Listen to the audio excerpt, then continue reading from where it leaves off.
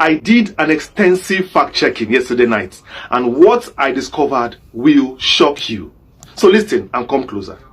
Do you know that for Mazi Nnamdi Kanu to be flown back to Nigeria under the cover of darkness after his kidnap and illegal rendition and torture back in Kenya, the Nigerian government under the evil Buhari needed to conceal his extraction to avoid international clearance and legal protocol. And of course, you know. And yes, he needed a jet to do it. But this time, one with diplomatic immunity. A jet with diplomatic immunity. The big story here is, no other jet could fit into this role.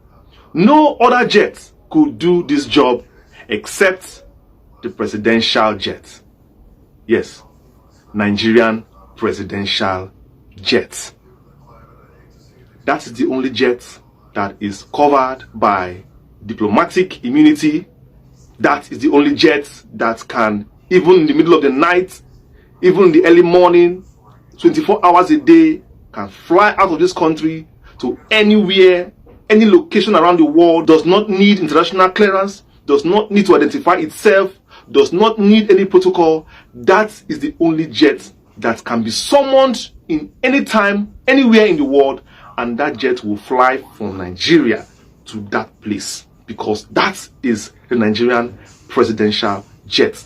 Recorded in the world, recorded in the UN, recorded by all the countries. All the countries of the world have the number of this jet, have the identity of this jet, so that they will always identify that this is the Nigerian presidential jet, and they should let it fly past.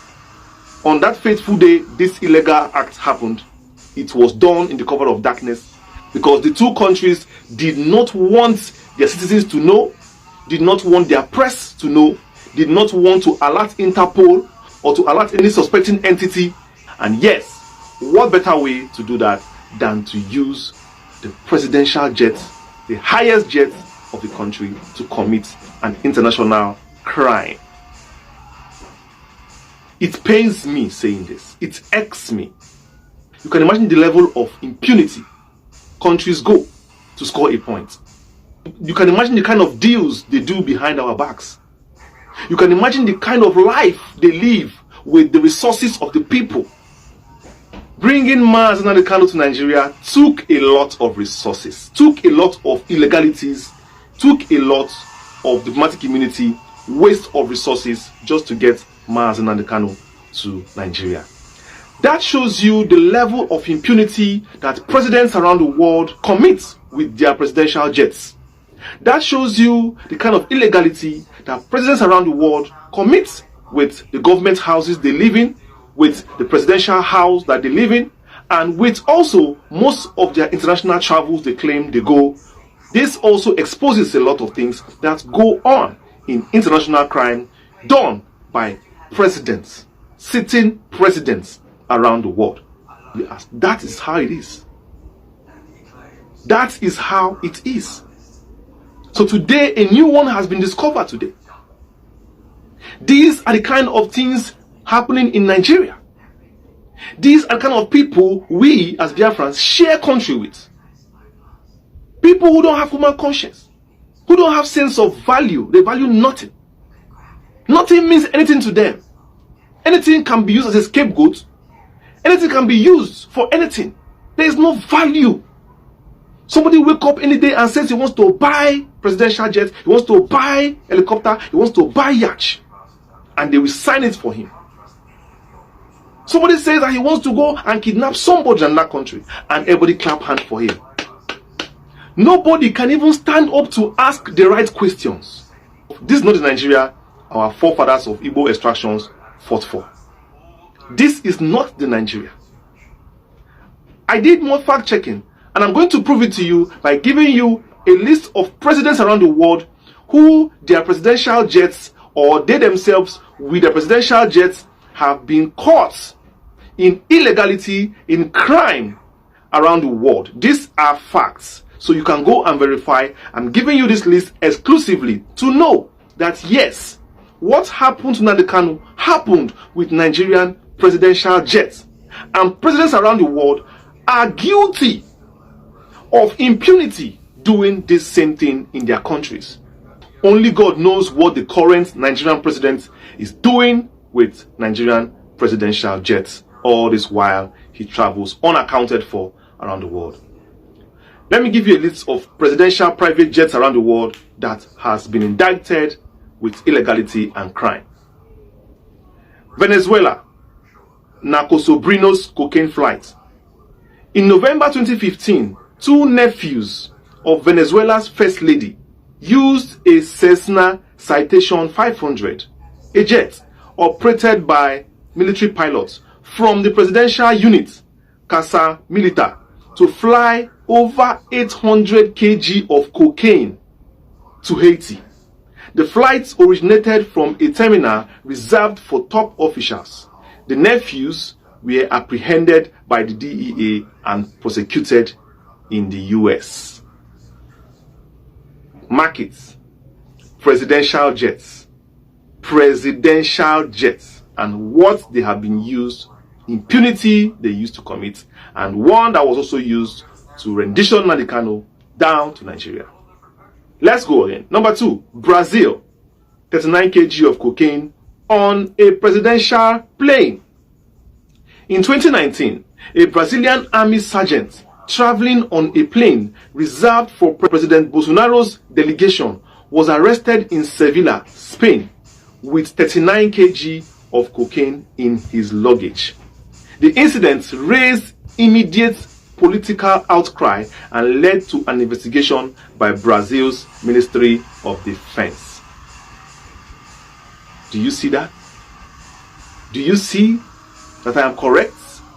That presidential jets are not actually presidential after all. These are jets that are supposed to be used for international meetings, to carry the president of a country who is the face of a country, but has turned around to be used for crime, just like the one that Buhari used to do against Mazi Nnamdi Kanu. And he thought we will not know, but it has already been uncovered. Let's go on. Number 3, Peru, cocaine found on jets formerly used as presidential aircraft. In 1996, Peruvian authorities intercepted 167 to 176 kg of cocaine aboard a Peruvian Air Force DC-8, which had previously doubled as a presidential aircraft. The flight was set to embark on a mission to Russia. The scandal was connected to Vladimiro Montesinos, head of intelligence service and a key figure in President Fujimori's regime. Also again, in Brazil, also again in Turkey, 1.3 tons of cocaine in publicly linked aircrafts. In 2021, Brazilian authorities seized 1.3 tons of cocaine on a Gulfstream 4 jet owned by a Turkish firm linked to powerful political circles. You see that? Also, Maduro's jet, illegally acquired aircraft seized by the US. In 2023, the US authorities seized a Dassault Falcon 900EX used by Venezuelan President Maduro, claiming it had been illegally acquired through a shell company and smuggled from the US in violation of sanctions. The jet was intercepted in Dominican Republic. And the last one, El Chapo gifted presidential aircraft. A private plane that mysteriously arrived in Honduras in 2006, supposedly a gift from drug lord El Chapo Guzman to a top government official, was grounded after landing at midnight under odd circumstances. This is what we see. This is what is going on around the world. And I think the Interpol needs to start investigating aircrafts, presidential aircrafts. They need to strip them of diplomatic immunity. Because even as we speak to you, nobody knows what Nigerian president is still doing with the Nigerian presidential aircraft again. Buhari used this aircraft, the same aircraft that was used, that is meant to be used to ferry presidents around the world for for international summits here and there. Many presidents have begun using it to commit crime because, of course, you know, nobody can search a presidential jet. Nobody can search it. So, we know that Mazi Nnamdi Kanu was ferried back to Nigeria. But today, you all have known now that Mazi Nnamdi Kanu was ferried back to Nigeria with Nigerian Air Force One. Go and mark it down. They will never tell you this thing on TVC. Channels never tell you this one. On presidential jet, that is the only jet that could have done that mission. The only jet. Because no other jet could do it. Any other jet coming into Kenya in that time would have been suspected and flagged and searched according to protocol. And of course, Kenyatta would not want to directly involve himself. But if Nigerian presidential jets landed and they marked the number as presidential jets under diplomatic immunity, whatever the jet is doing in tarmac, whatever it is doing in the airport, nobody will talk to it. Nobody will ask. A lawless estate, a business center. If not, tell me, what gives the president a power to misuse, to abuse privilege, to abuse public resources? It's as if now, once you become Nigerian president, you become the owner of Nigerian money. That's how it is. You are the king of you are the lord of the manor.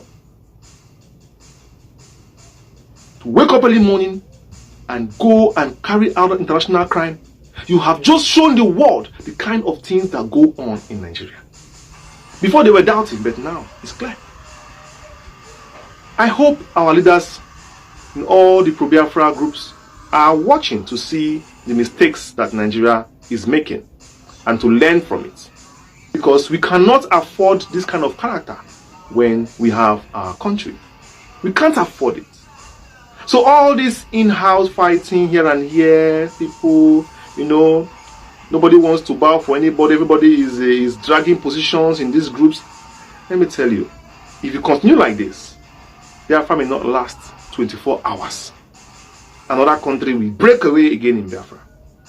Because personally, I can't stand this. We need to have unity of command. A people are united in the mind. When Ojukwu was alive, everybody knew Ojukwu was. He never came out one day to declare himself. Ojukwu naturally was. So this is what we need to do. We need to learn from the mistakes of this country and form our ideas going forward. We don't need to make the same mistakes Nigeria is making. We don't need to be disorganized. We don't need to be scattered. We need to learn to move forward.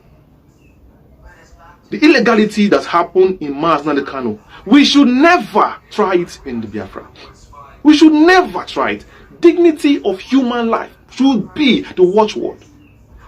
Fair trial, justice, fairness, rule of law should be paramount above everything else.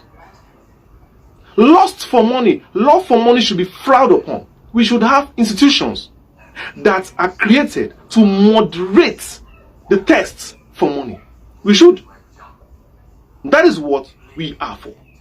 Because definitely we cannot throw the poor on the ground because we are Igbo and we are filled with billionaires. Then we now march upon each other's head like that.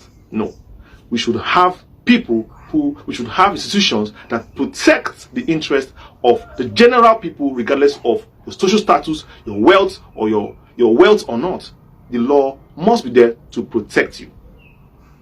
And we should have special laws for the downtrodden. Those ones should be protected at all costs because you know that they form a core of society around the world.